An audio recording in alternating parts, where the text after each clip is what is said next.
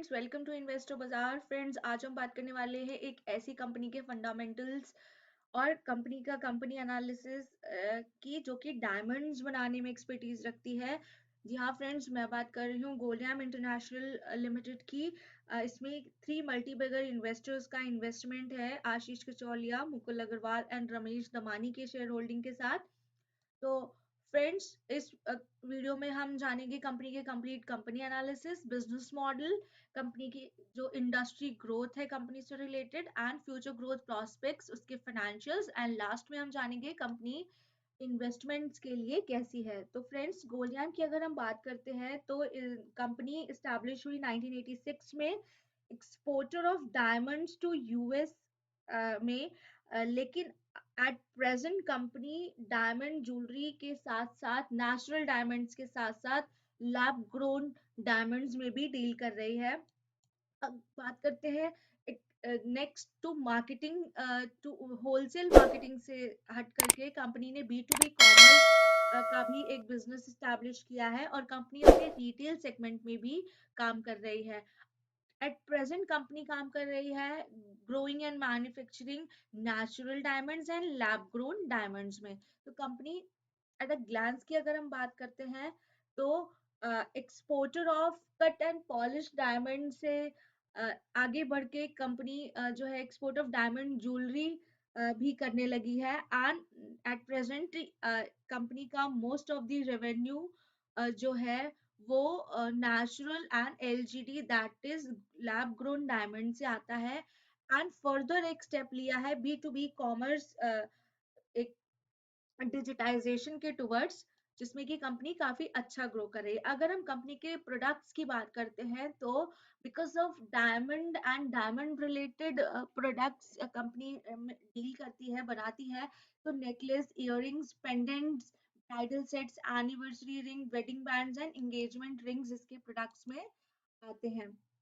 अब हमने बात की कि कंपनी जो है वो B to B commerce website में भी, डिजिटाइजेशन में भी काम कर रही है। तो कंपनी पर क्या इम्पैक्ट पड़ा है? बेसिकली कंपनी का जो एक मेजर रेवेन्यू था वो ओवरसीज ऑपरेशन से डिराइव होता था।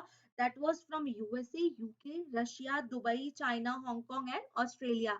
लेकिन कंपनी जो है वो हाईली फोकस्ड है यूएस मार्केट पे। अराउंड अगर हम बात करते हैं तो 95% की, और यहाँ पे 80% ऑफ दी ज्वेलरी जो है वो रिटेलर्स के पास जाती है एंड 20% जो नेचुरल डायमंड्स थे वो होलसेलर के पास डील किए जाते थे।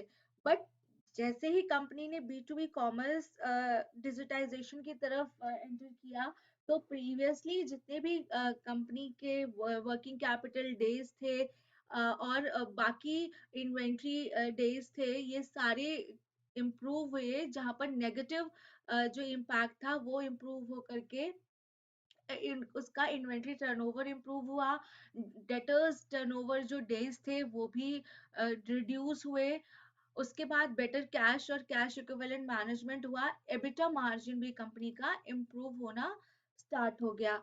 अगर हम बोर्ड मेंबर्स की बात करते हैं तो Rajesh Bhansali executive chairman, Anmol Rajesh Bhansali whole time director है एंड बाकी इनके पास independent director and dependent director की काफी एक स्ट्रॉन्ग टीम है। चूंकि कंपनी जो है वो natural diamonds and lab grown diamonds में डील करती है, तो बेसिकली नेचुरल डायमंड्स तो जो भी डायमंड्स माइन से डायरेक्टली आते हैं वो नेचुरल डायमंड्स की कैटेगरी है। और अगर हम एलजीडी की बात करते हैं जिसका कि रेवेन्यू परसेंटेज काफी ज्यादा इम्प्रूव हुआ है ये सेक्टर में कंपनी जब डील करने लगी है, तो लैब ग्रोन डायमंड जो डायमंड्स हैं that are basically man made diamond जो कि लैब्स में नेचुरल डायमंड को एक्सट्रैक्ट करके बनाए जाते हैं। और चूंकि कंपनी ने 51% से इको फ्रेंडली डायमंड्स कंपनी को एक्वायर किया था, जो कि काम जिसका कि बिजनेस ही था growing and manufacturing of lab created diamonds via chemical vapour disposition method के थ्रू। चलिए कंपनी के कुछ फाइनेंशियल्स की तरफ चलते हैं। तो 1444 करोड़ की मार्केट कैपिटल के साथ स्टॉक पी कंपनी का 15.9, इंडस्ट्री पी 27.8% है। ये एक बेनिफिटिंग फैक्टर है यहाँ पर कि कंपनी अपने इंडस्ट्री के कंपेरेटिवली काफी चीप रेट पर अवेलेबल है। रिटर्न ऑन कैपिटल एम्प्लॉयड 29.5% है।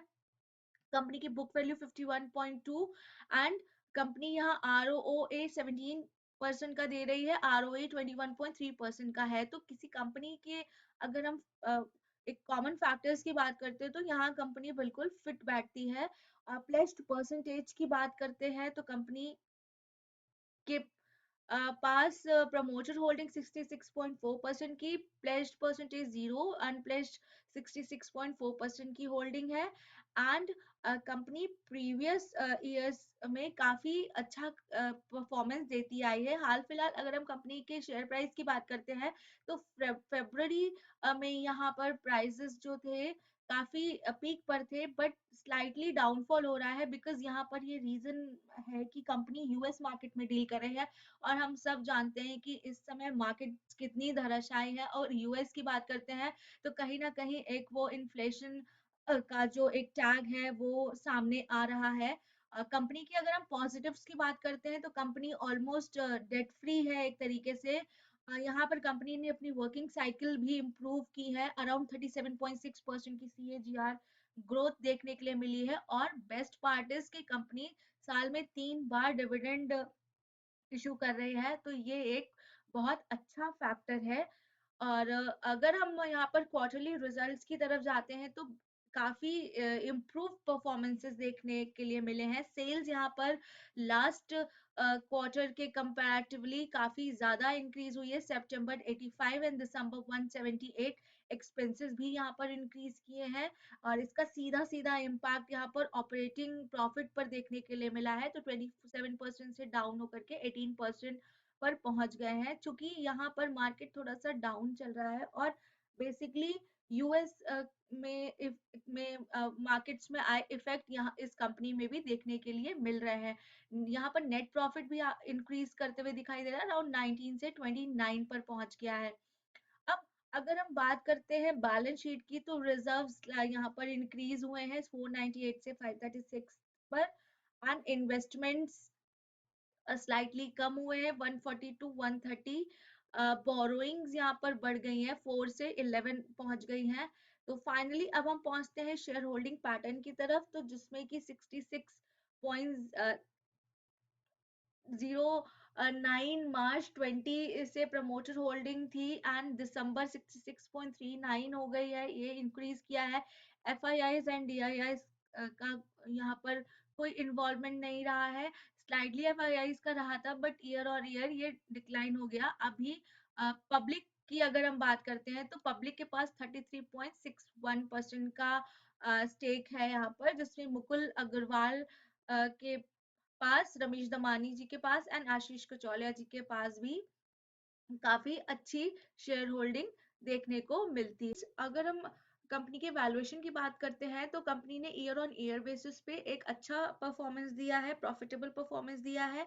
प्लस क्वार्टर रिजल्ट्स भी कंपनी के काफी अच्छे आए हैं एंड डेफिनेटली अभी प्रेजेंट सिनारियो में बिकॉज कंपनी यूएस से फोकस्ड है, डिपेंड है, तो वहाँ के इम्पैक्ट कंपनी पर पड़ रहे हैं और स्लाइटली डाउनफॉल है, बट डेफिनेटली फ्यूचर में एक काफी अच्छा रिजल्ट और प्रॉफिट देने वाली कंपनी रहेगी।